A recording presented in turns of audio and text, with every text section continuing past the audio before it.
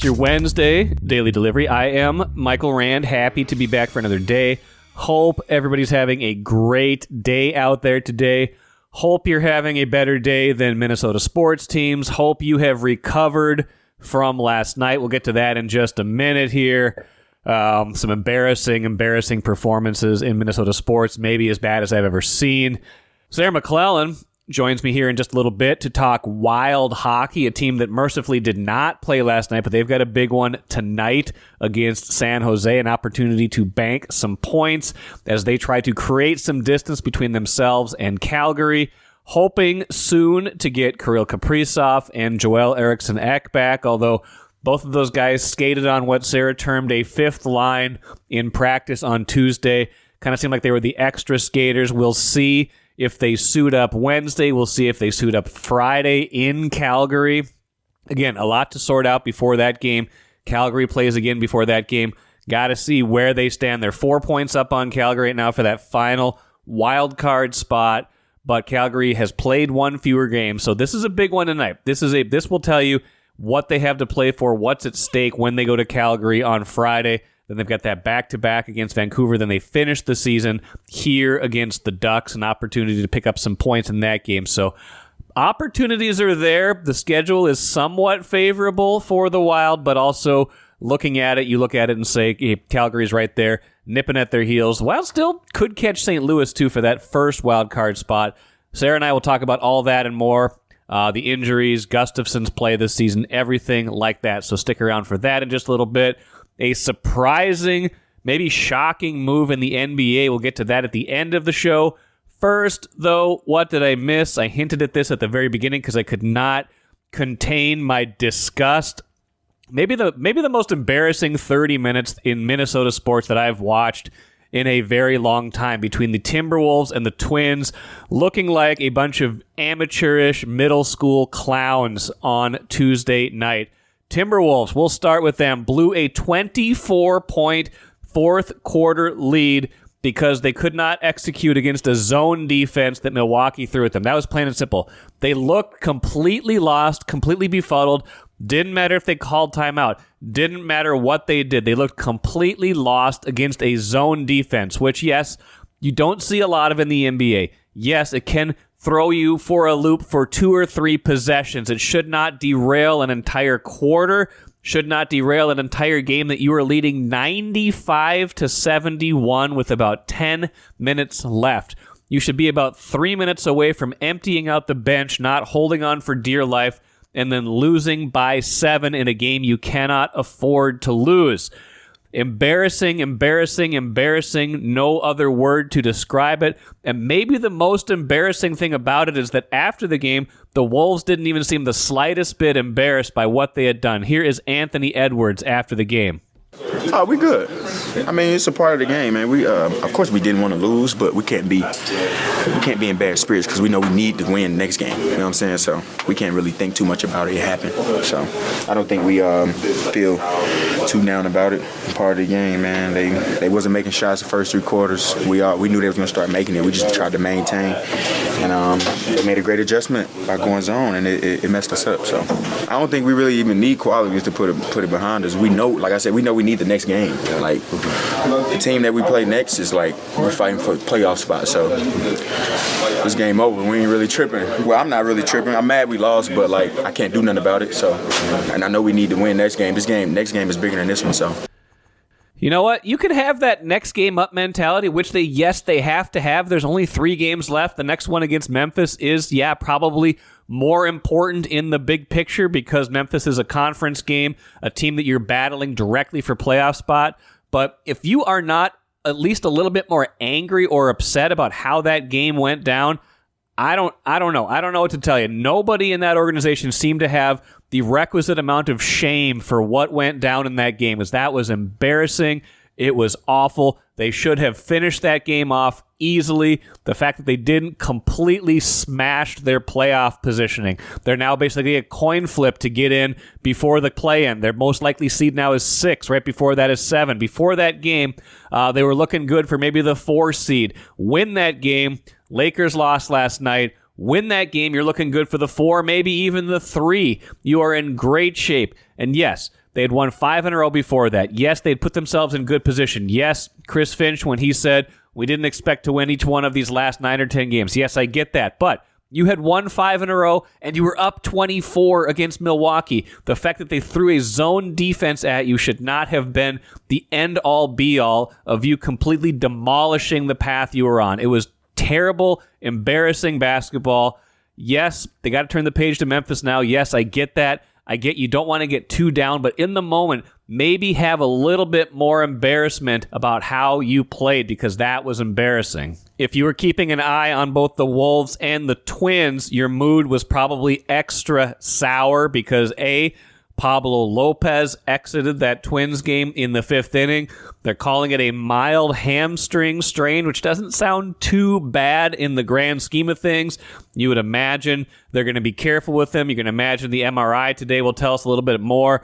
But, if you're thinking about timetables on a mild strain, probably not the worst thing in the world. You could imagine him missing a start, 2, 3, whatever it might take, but not in the arm, not somewhere where you're like, the elbow, the shoulder, something like that. So at least a sliver of good news in that bad news. They got out of the inning. It was 1-1. The relief pitching was doing its job. They got to the 8th, still tied 1-1. They can't hit the ball. Couldn't field the ball at all yesterday. That was a big part of the story. Griffin Jacks fields a comebacker in the 8th inning. Airmails, again, this is middle school stuff, just like beating a zone defense. Airmails a throw to first base, the simplest throw you can make. Again, this is an error of execution, so it's going to happen. This is going to happen every once in a while. It happens at a terrible spot in the game. Airmails the throw to first base. Bobby Witt Jr. goes all the way to third, scores on a grounder, 2-1. There's your ball game. The Royals had already scored their first run. It was unearned when Mickey Gasper couldn't handle a routine ground ball, led to their first run in the game. So 2-1 is your final. Pitched fine yesterday. Couldn't hit worth a lick. Couldn't field at all. Running the bases was an adventure after Harrison Bader's fly ball. Maybe could have scored 2 instead of 1 when the Twins tied the game. It's just not good right now. They don't seem to have any answers. They're not doing enough things right to win games. They're trying not to panic. I get that. Rocco Baldelli is saying, hey, we can't panic. Now's not the time to abandon our principles, things like that. It's getting close. They're 3-8. Even in the middle of the season, a stretch of 3-8 stands out, especially if it comes when you're playing like this. And yes, I know, last year they started 7-13. They were not good last year. They have not been a good hitting team at the start of the year for several years in a row now. That's a troubling thing coming out of spring. They thought they'd worked on these things. They thought they'd solved some of these things. Instead, they seem right back where they were. 3-8 after 12-27 to finish last year. That's 15-35 in their last 50 games. That is a 300 winning percentage. That is not good, folks. I don't know what the answer is. They got to get better pitching. They were on their way yesterday. The pitching was okay. They got to start hitting the ball, but I don't know how they're going to because this lineup doesn't scare you a single bit. And they got to start fielding the ball. But again, the infield defense was a concern of mine going into the year. They've done nothing to make me have confidence that it's going to be anything close to good. So that's where they stand. 2 out of 3 areas are a major concern, and that's why you're probably losing 2 out of every 3 games. I guess it's playoff scenario week on Daily Delivery. We had Chris Hine on yesterday to talk Timberwolves and all the weird machinations of the Western Conference race in the NBA. Today, Sarah McLellan joins me to talk wild hockey. Big one tonight. They're all big at this point, though, Sarah. There's only 4 of them left, and they are desperately trying to hang on to at least wild card 2. Wild card 1 still potentially in play if they can catch St. Louis. They do have, I think they're kind of right on the heels of St. Louis, but they've been passed by St. Louis. What is the state of this team right now, and how much did it change by beating at least Dallas the other day? Yeah, that was a crucial win for them. I think just especially, regardless of the points in the playoff picture, but just, probably for morale on the heels of that winless road trip to New Jersey and New York. That was a very somber locker room post-game after that loss to the Islanders. A team that, kind of on the outside looking in, you'd expect the Wild to take care of business in a game like that obviously was so key for their race, and just a very lackluster loss to the Islanders. You could just tell it been tense. It's been that time of year where you can tell it's probably been weighing on players. This team hasn't been healthy for a long time, just everything that's been going against them. And I think obviously the performance they had Sunday against Dallas, much needed, but the way they went about it, I think was probably more encouraging, because that's really, how this team has to play as assembled to have success. Be opportunistic on offense, try to keep teams close defensively, keep it a 1-goal type game. And they really played to their identity despite missing, players who are obviously key to them being themselves. So I think that was, very important for them, probably just to lift spirits to ahead of, another pivotal week, which frankly could very well end up deciding their season, especially with that matchup coming up against Calgary. So that was important. And obviously just to kind of, keep that distance between them and the Flames, kind of turn a page on a lull for them, and probably just, reinvigorate them again, ahead of what's, again, another telling week for them. The Flames are 4 games back, or 4 points back. Calgary has played 1 fewer game at this point, at the point of recording here. The Wild, like you said, they play in Calgary on Friday night. Is that right? So they're in Calgary Friday. First, though, San Jose on Wednesday night here. San Jose, not a great team this year. A possibility to pick up points there, and they still have that Anaheim game at the end of the year, where you would think or hope that, Anaheim, not a good team this year either, not much to play for at that point. So, but you don't want to play out those scenarios. You want to take care of business right now. What's going to be the key in this first one, especially? Are we going to see Ek and Kaprizov, or where are they at right now? Well, they skated at practice on Tuesday, and they kind of were on like a 5th line. All the other lines, were still pretty much, the same that the Wild had been rolling out recently. They did take some contact. They had been taking some contact, but really it just looked like that session was just the next progression for them. Coach John Hines was asked if that was enough for them to return to the lineup, and he said he didn't know. Obviously, they have to check in, see how players respond. But just based on that and, how involved they were in the drills, it looked like they were just on an extra line for the team, and the team would trot out the same pairings and trios that they have been. But obviously, they're back with the group now. I think, we'll see what happens later in the week if they make the trip to Calgary and Vancouver. That would be obviously their next possibility. And then, like you mentioned, the regular season finale next Tuesday against Anaheim. That would obviously be the last opportunity, if this team does secure its postseason berth, to get in at least 1 game before, the playoffs start that following weekend. So time is running out to get that, that opportunity for them to get back in the lineup. But obviously they're very well down this recovery process. It's been weeks and months in Kirill's case, obviously, that he hasn't been in action. And so I think they're obviously communicating and checking, with him, not just the medical side, but also, as Hines pointed out, the mental side too, to get back in, especially at this time of year. As you said, these are potentially season-defining games, so it's not like they're dropping in for a preseason game or an October game against an Eastern Conference team. Friday potentially could, eliminate a Calgary, right? Depending on how the points shake out these next few days. Maybe there's a scenario there that, they can't catch the Wild if the Wild wins. So a game of that magnitude where potentially one team's season could be on the line, it's going to be intense. It has been intense. It has looked like, just looking at that Dallas game, that they're already kind of technically playing playoff hockey. So it'll be interesting to see how they can get back into the mix of things and kind of catch up to a team that, has been playing playoff hockey now for a while, since they've really fallen back into this wild card race. Well, and it's tricky, like you said, because it's 2 of their best players, arguably their 2 most important forwards. I don't know if you would say that, but I would probably say that. Mm-hmm. And then, how much rust is there? So even if they are healthy, are they ready to play?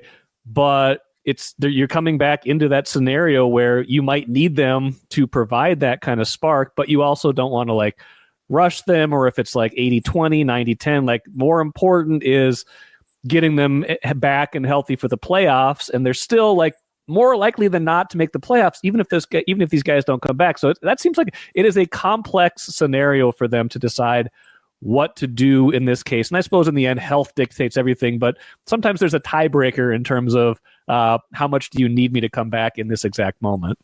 Right. I think that's probably why then, the next game could be very telling for their situation. Obviously, the bigger playoff picture, if the Wild win against San Jose and maybe Calgary loses and they have that buffer, that bigger buffer going into Friday's matchup, and that is a situation where, they do take care of business that game, maybe, it just alleviates the need a little more. So you're right. As much as, you kind of look at, okay, Friday seems like such the big game, maybe the biggest game. I wouldn't overlook Wednesday too, and just maybe setting the table for what those players' returns look like, how much they're needed, for the Wild to accrue as many points as they can before then and give them more of a runway to get ready for the playoffs just with these skates, these practice sessions, taking more contact. That's also, I think, at stake with this next game too. I did notice they have the tiebreaker. I didn't before I could look up who has the tiebreaker. I had to refresh my memory of what the first tiebreaker is. And obviously, the first tiebreaker is fewest number of games. That usually everybody's got the same number of games played, but that could be something. But it is regulation wins. It is not head to head. They are probably glad it's not head to head because Calgary is 2-0 against them this season, or the Wild has an overtime loss, but Calgary does have that head to head right now. So they would be looking at that being a negative, but because it is regulation wins, they're 5 ahead of Calgary in that category. They're actually 2 ahead of St. Louis in that category too. So you can't sleep on the fact that they could still even catch St. Louis in that scenario. So some additional cushion that they don't want to like take it down to a tiebreaker, but that is something that they have to kind of keep in the back of their minds. Yeah, exactly. I mean, even looking at all the potential matchups that could maybe play out, in a potential first round series, these were a lot of the teams that the Wild had trouble with in the regular season. Who would have thought Dallas, out of maybe all the potential scenarios, it was the team that they had the most success against, and that has notoriously been a very tough matchup for them. But obviously they have the recent win. They also have the comeback in Dallas coming out of the holiday break when Kirill, Kaprizov first exited the lineup injured. Actually, although he did miss that game in Calgary where they did get a point after the knee-on-knee hit at Edmonton previously. That was back in November.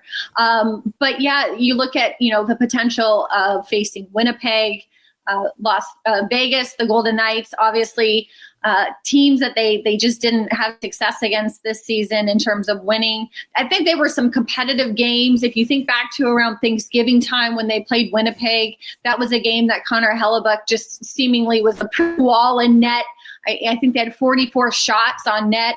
So they were in games, but even more recently, though, you think of that lopsided loss to Vegas and, just how kind of lopsided really the action felt, even though the Wild definitely had a lot at stake in that game. So, it's playoffs. You never know. Once you get in, that's what, everyone says, right? Just get in and see what happens. Yeah. But these have been some tough matchups for them. Obviously, Dallas would have to catch Winnipeg, to win the Central Division, to face a wild card team. Otherwise, they would play Colorado as the 2 and 3 seeds facing off. But yeah, there's also been, I think, talk of, this format versus a 1 versus 8, the traditional kind of seeding that we've usually seen in the past. But what this setup does is it really does magnify these division rivalries, seeing the teams that you do see a lot in season, like the Winnipegs, like the Dallases.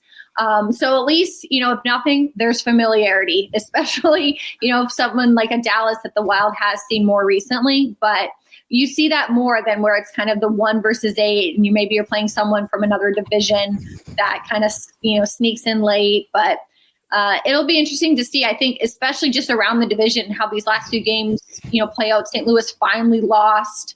So it'll be interesting to see if they hold their ground in the first wild card, or if they kind of, maybe let their foot off the gas a little bit. But still, with 4 games to go, it's mind-boggling kind of that there's still so much up in the air, and so much that could still change. If the Wild get in we just talked about some scenarios. Dallas is probably the least likely scenario just because they're trailing Winnipeg. They seem like they're going to be in that 2-3. Yep. Is Winnipeg or Vegas, is either one of them a better matchup for the Wild? I know they're 0-6. They haven't won against them in 6 tries. They're, one of them they have a point against, I think, Winnipeg. Yeah. But is either one of them stylistically, especially if they get Kaprizov and Ek back, is either one of those teams a team that you could see them beating in a 7-game series? And if so, which one is a better matchup? You know what? It's tough to say because I think that you can maybe make a case for both in the sense that, and not maybe so much how the Wild matches up, but just maybe more about those teams. Winnipeg has, run away with this division and this conference. I don't know the last time they played a meaningful game. So for them to just have to turn it on now with all this pressure and expectation to not let this regular season go to waste, I'm sure that's a lot of pressure. Mind you, they have, the best goalie in the game, statistically probably going to win the Vezina Trophy in Connor Hellebuck.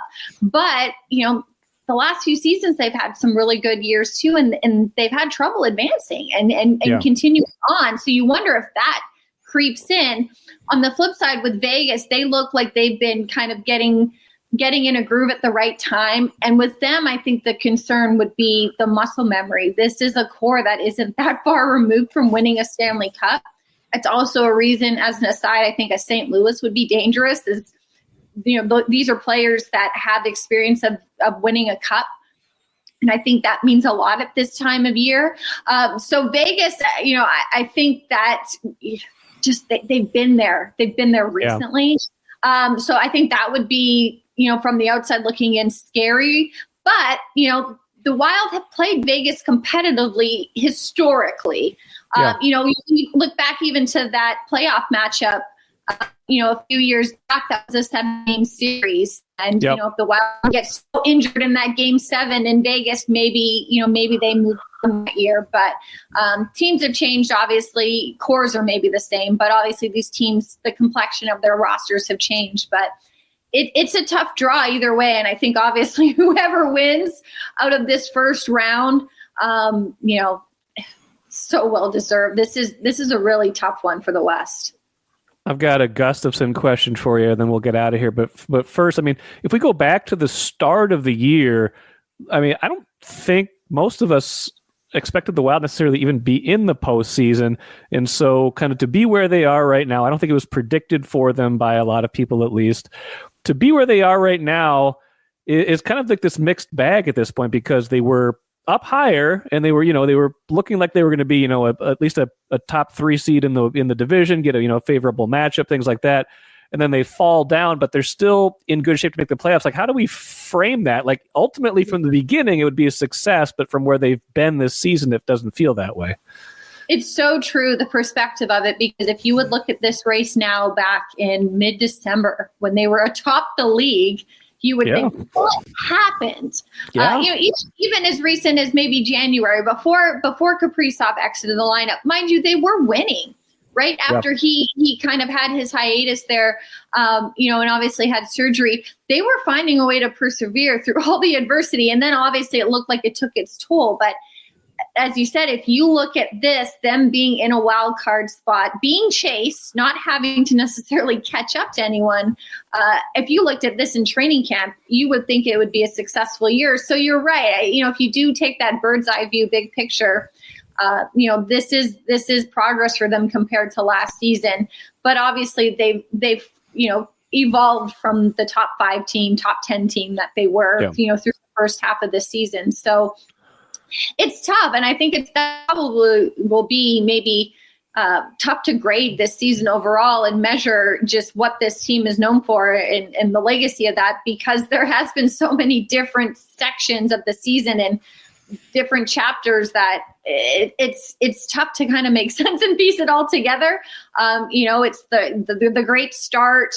The injuries that hit around Thanksgiving and mid-November, and then there's when Kaprizov left, and then he came back, and then he left again. So it's really, kind of mind-boggling when you think of it that way. But I think overall the fact that they are competing in there is really a testament to their start, to the system that they've obviously embraced from John Hines being here from the get-go for a first full complete season.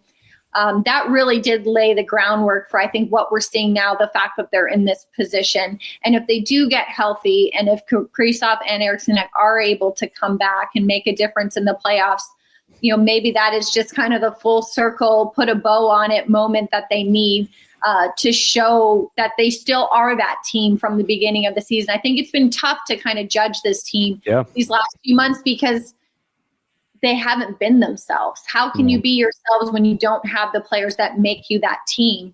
Yeah. So I think it's been tough to kind of grade them against the grade that they were earlier in the season. But if there is a way to ever get back to that team and play the predictable, stingy style that they were completely opportunistic on offense.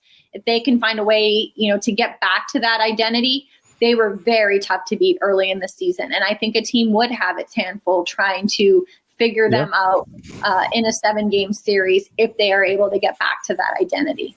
Well, and that's an identity that plays well in the playoffs. So does goaltending. And obviously there's candidates for team MVP, but I'd put Gustafsson right up there. Faber certainly would be in that mix too. But what a weird year for him. You go into the offseason and you're like, is he even going to still be here?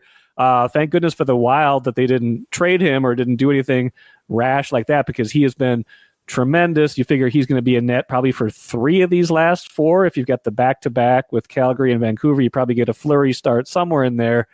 But he's the clear number 1 now. He would be the clear number 1 in the playoffs, and a guy who could potentially steal you games and potentially steal you a series the way he's playing. Remember at the beginning of the year when we thought there would be a 3 goalie rotation? Yes. I mean, that just shows you don't know how all of this unravels. And, for him to have a bounce back season, there's been a couple players who I think have really bounced back from last season. Freddie Gaudreau up front, Marcus Foligno playing more games, being healthier this season. But Gustafsson obviously has probably had the most impactful turnaround. I just think he's been steady, and I think that just sets a tone for how they need to play in their own end. When he's locked in, I think pucks just find him, they hit him. He doesn't have to reach. He doesn't have to be acrobatic and athletic.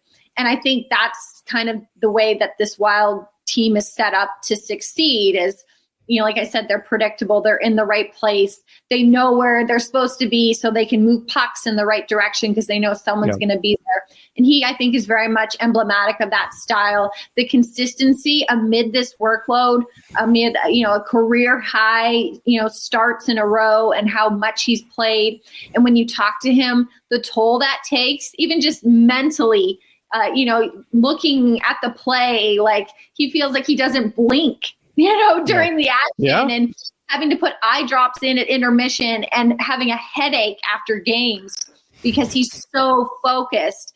For him to have that dependability and reliability and the numbers are there, just to let in 2 goals or less so often. He really has been the backbone, of this team during this second half where there's been ups and downs. He's really been consistent, since that 4 Nations break on. And it's one of the reasons, why they're in this race. They might not have thought they'd be or need to be in a race, at the midway point, but they are. And I think obviously Gustafsson has played, a big role in the fact that they are in a playoff spot, trying to hold teams off, not trying to catch up. Well, they can still do this the easy way. They can do it the hard way.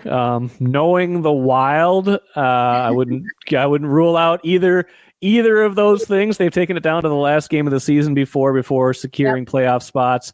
I think they would not like to do that this year, especially because I think Calgary might play like the very last game of the year. I think it might be. So they would hope it doesn't come down to that, but you never know. Big one Wednesday, certainly big one Friday. Sarah McLellan, appreciate the time. As always, read her coverage in the Star Tribune print edition and StarTribune.com. And I'm sure we'll probably be talking to you in a couple weeks, maybe for a playoff preview. Sounds good. Take care. Great stuff from Sarah. The Wild, it's precarious. Even if they get in, like Sarah and I talked about, Winnipeg and the Vegas Golden Knights have had their lunch this season. 6-0 against the Wild this year combined. I think 23-6 is the goal margin combined. They have not competed against either one of those teams this season. So even if the Wild get in and play one of those two, almost certainly will be one of those two unless Dallas catches Winnipeg, which is unlikely, still possible, but unlikely. Then you're looking at probably a pretty meek postseason. Still good to get in if you can get in. Not a lot of faith in what they might do there. Same feeling with the Wolves right now, like I talked about before with, I was starting to believe, hey, maybe this team can make a run. When you lose the way they did in Milwaukee, like they did just now, it shatters my confidence in their mental fortitude and toughness in a playoff series because they're going to get all sorts of things thrown against them. You can see them falling apart at any moment in any game, and that's troubling when they're going to play a good team in the playoffs. I'm feeling like both of these teams are one and done at this point. That's where I'm feeling right now. I'm feeling like they're both going to get in, but they're both going to be one and done based on what they've shown us for the balance of this season. Let's finish with the cooler. At least the Wolves aren't the Nuggets. The Nuggets fired the head coach that took them to the NBA championship just 2 seasons ago. The Nuggets won the championship in 2023. They fire Michael Malone, their head coach. They say Calvin Booth is not coming back next season. Tensions over roster building, over how they've built around or not built around Nikola Jokic. They've lost a bunch of games in a row. Wolves kind of started this when Russell Westbrook lost his mind, tried to make a layup, and then fouled Nickeil Alexander-Walker in that epic game about a week ago when the Wolves beat the Nuggets 140-139 in double overtime. Nuggets haven't won since then, and now their coach is fired. They're trying to hang on to a playoff spot. They might wind up in the play-in, too. Maybe it's going to be Wolves-Denver in that play-in round instead of it being for the Western Conference Finals. We will see. That would sure be something, but I don't know. I don't know what it's going to be this year, but Denver in maybe a tougher situation than the Wolves. Interestingly, I think I was reading The Ringer. They threw out Tim Connolly. Would Tim Connolly, the Wolves boss, return to Denver as their boss? He has an opt-out in his contract after this season. I don't know. I don't know about that one, but I saw it, thought I would pass that one along. We will see what Denver ends up doing, but right now, hey, as bad as it was for the Wolves on Tuesday night, at least they are not in the complete chaos and disarray that Denver is in, and not in the complete chaos and disarray that Memphis is in, the team they're playing next, which also fired their accomplished head coach Taylor Jenkins just a few games ago. That will do it for me today. Great stuff coming up the rest of the week. Ben Gessling from the Star Tribune expected to join me. Lavelle Neal III expected to join me, so plenty of good talk coming up the rest of the week. Until then, I am Michael Rand. Have a great rest of your Wednesday. Back at it again tomorrow.